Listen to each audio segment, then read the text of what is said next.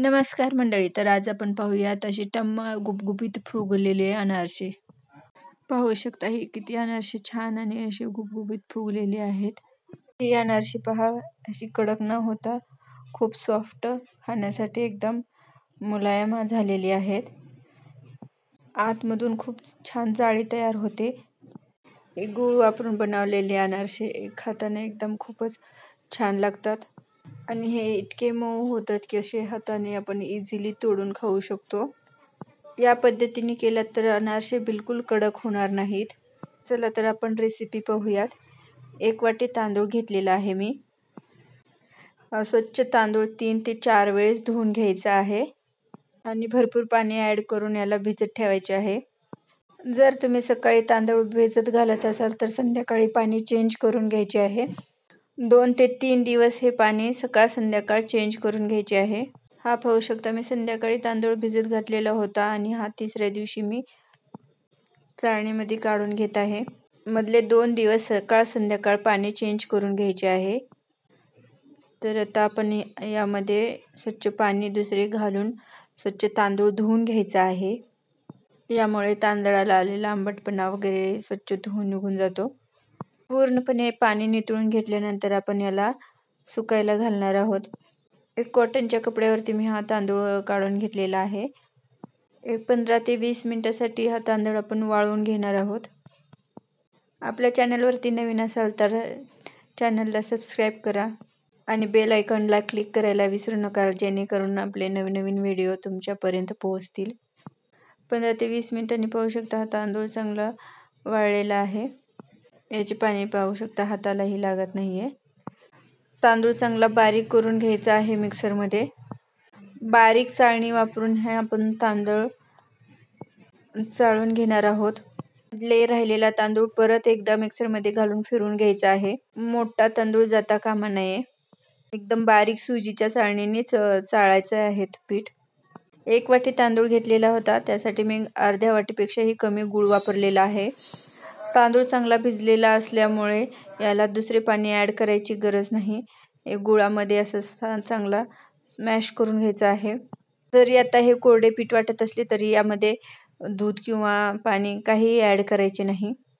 गोळा बनवून तसाच ठेवायचा आहे. पिठाचा गोळा मी संध्याकाळी बनवून घेत आहे. याची सकाळी मी अनारसे बनवणार आहे. पूर्णपणे गूळ यामध्ये मिक्स करून घेतला. याला आपण एका डब्यामध्ये घालून ठेवूयात. असे पीठ छान भिजले की अनारसे खूप छान होतात. त्यामुळे संध्याकाळीच पिठाचा गोळा तयार करून घ्यायचा आहे. एकदा तुम्ही या पद्धतीने अनारसे बनवून पाहिला तर तुम्ही ही रेसिपी कधीच विसरणार नाहीत आणि नेहमी याच रेसिपीने तुम्ही अनारसे बनवणार. व्हिडिओ आवडला तर लाईक करायला विसरू नका आणि कमेंट करून मला नक्की कळवा. सध्या मी वाटीचे प्रमाण घेतलेले आहे. जर तुम्हाला जास्त तांदूळ घ्यायचा असेल तर मी अर्धा किलो तांदूळ घेत असाल तर त्याला पाव किलोपेक्षा थोडासा जास्त गूळ घ्यायचा आहे आणि अर्धा किलोपेक्षा कमी घ्यायचा आहे. हे पाहू शकता मी आता सकाळी हे पीठ काढून घेत आहे.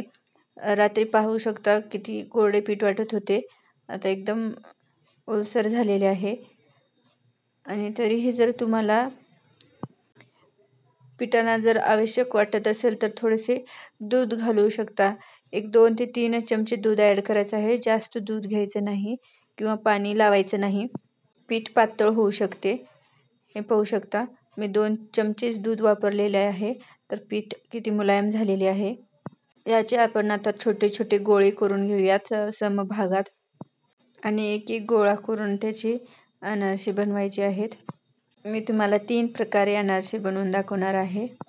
एक तेलाच्या पेपरवरती, एक हातावरती आणि लाटण्याने लाटून. सर्व गोळे तयार करून घेतलेले आहेत. आणि हा पहा मी तेलाच्या पाकिटचा हा प्लास्टिक यूज करत आहे आणि एक गोळा घेऊन मी असं बोटाने त्याला पसरून घेत आहे पिठाला. सगळीकडून एक समान याला असे थापून घ्यायचे आहे आणि मग वरती खसखस लावून घ्यायची. पाहू शकता आपले पीठ किती मुलायम झालेलं आहे. एकदम छान असा अनारसा आपला तयार होत आहे. आणि थोडंसं चीर वगैरे पडत असेल तर त्याला आपण ॲडजस्ट करून अनारसा बनवून घ्यायचा आहे. आणि हे खसखस आपण अशी बोटाने वरती दाबून घेणार आहोत, जेणेकरून खसखस तळल्यानंतर निघून नाही जाणार.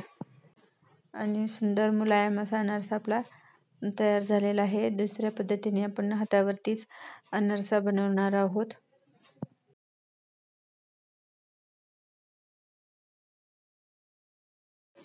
पिठाचा गोळा घेऊन हातावरती असं सगळीकडून फिरवून असं थापून घ्यायचं आहे. या प्रकारे अनारसे खूपच छान होतात. आणि नंतर खाली पेपरवरती ठेवून तसंच सेम खसखस अशी दाबून घ्यायची आहे अनारशाला, जेणेकरून खसखस तेलामध्ये वरती नाही येणार. पीठ इतके मुलायम झाल्यामुळे तो हातावरती तितकाच छान अनारसा होतो, पेपरवरती तितकाच छान होतो आणि लाटूनही अनारसा खूप छान होतो. हा अनारसा आता आपण तळायला घेऊयात. हा अनारसा एक पहिले मी तळून पाहिला होता. खूपच छान असं फुगून आलेला आहे. हे पाहू शकता तुम्ही पण. हे चमच्याने वरती असे तेल घालून घ्यायचे अनारशाला. एक साईडलाच अनारसा भाजायचा आहे. कसा टम्म फुगून आलेला आहे. आणि या अनारशाला आतमधून खूपच जाळी छान तयार होते. आतमध्ये पीठ वगैरे बिलकुल राहत नाही. खायला एकदम छान मस्त असा अनारसा तयार झालेला आहे. आता एक अनारसा मी तुम्हाला प्लास्टिकवरती लाटून दाखवते. हा आपला तेलाचा पेपर आहे. यावरती हे आतमध्ये एक साईडला पीठ घालायचे आहे वरतून आणि तेलाचा कपडा वरतून झाकायचा आहे आणि या प्रकारे असे लाटून घ्यायचे आहे. या पद्धतीने खूप वेळ टाईम लागत नाही अनारसे बनवायला. तुम्ही या प्रकारे हे अनारसे बनवू शकता. हे पाहू शकता अनारसा खूप छान तयार झालेला आहे. याला वरती खसखस सेमप्रमाणे अशी दाबून घ्यायची आहे. या प्रकारे अनारसे बनवून तुम्ही नक्की पहा. खूपच छान अनारसे होतात. रेसिपी आवडली तर शेअर करायला विसरू नका आणि कमेंट करून नक्की सांगा. सर्व अनारसे पहा कशी अशी टम्म फुगून येत आहेत. एकही अनारसा आतमधूनही कच्चा राहणार नाही आणि कडकही बिलकुल होणार नाही.